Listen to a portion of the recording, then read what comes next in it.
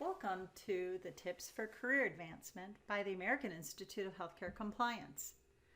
Today we're talking about interviewing for that promotion or new job, tips for healthcare executives or administrators.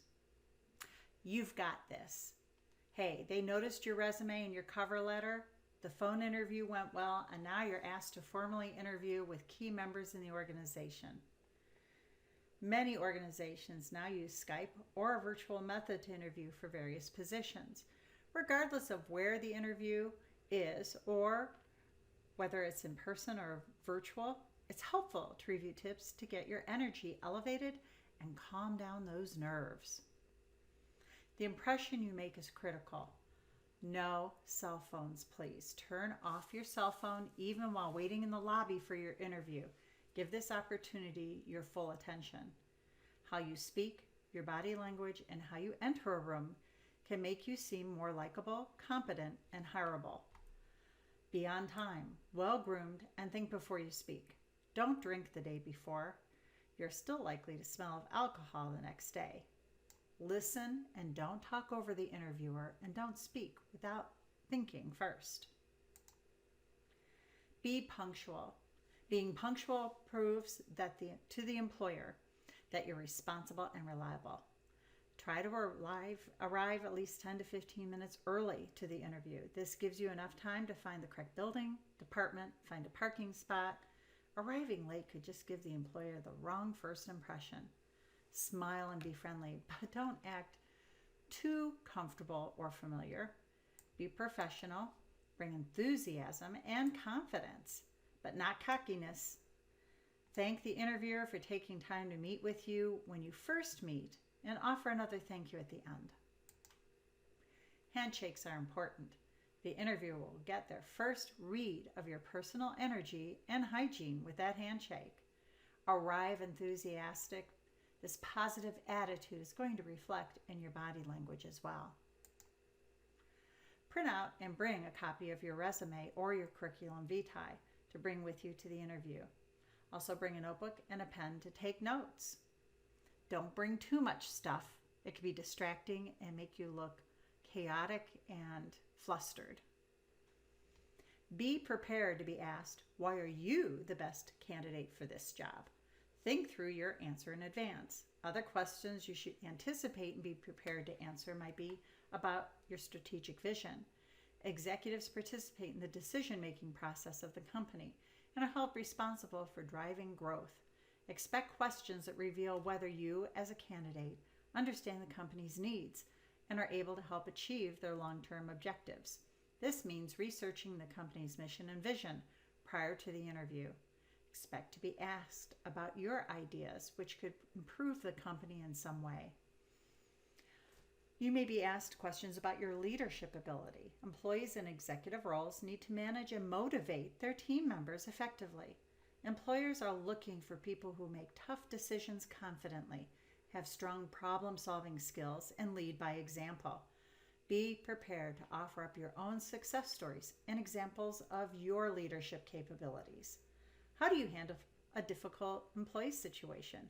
What is your management style in a crisis?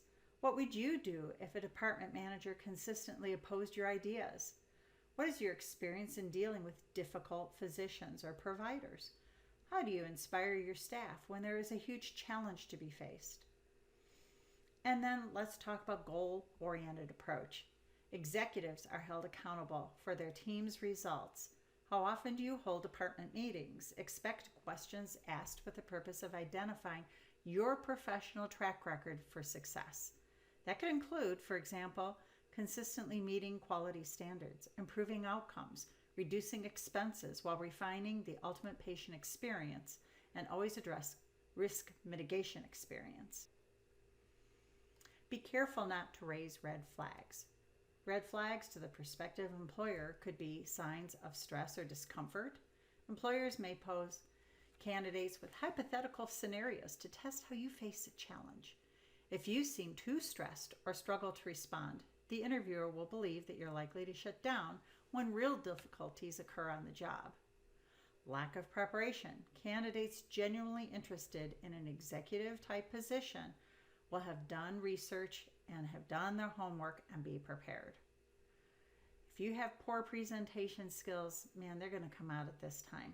So try to rehearse ahead of time. Executives represent the company.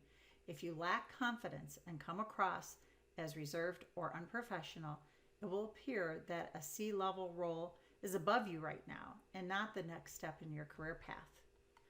And avoid arrogance. Employees who hold an executive position are decision makers, but good executives don't tout a know-it-all attitude. Instead, they admit their mistakes, are fair and open-minded, and have high levels of emotional intelligence.